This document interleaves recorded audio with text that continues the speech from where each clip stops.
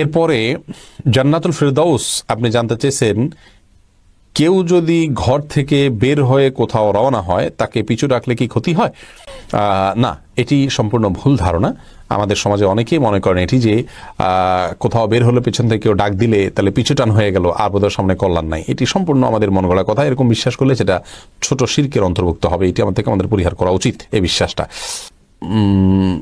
রাজীব রাজ আপনি জানতে চেয়েছেন, জীবিত মানুষের জন্য মসজিদে টাকা দান করা হলে সেই সওয়াব কি তার আমল নামায় যায়?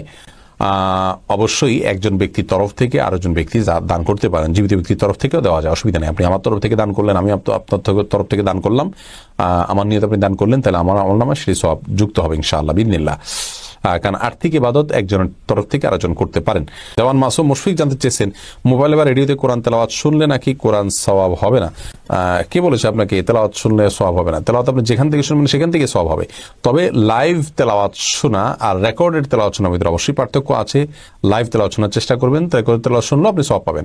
কোরআন তেলাওয়াত করলে যেমন সওয়াব হবে, শুনলেও সওয়াব আছে। আপনি কোত্থেকে শুনবেন সেটা শরীয়ত ফিক্স করে দেয়নি, অতএব রেডিও থেকে আপনার শুনলে যে সওয়াব হবে না এমনটি ভুল ধারণা।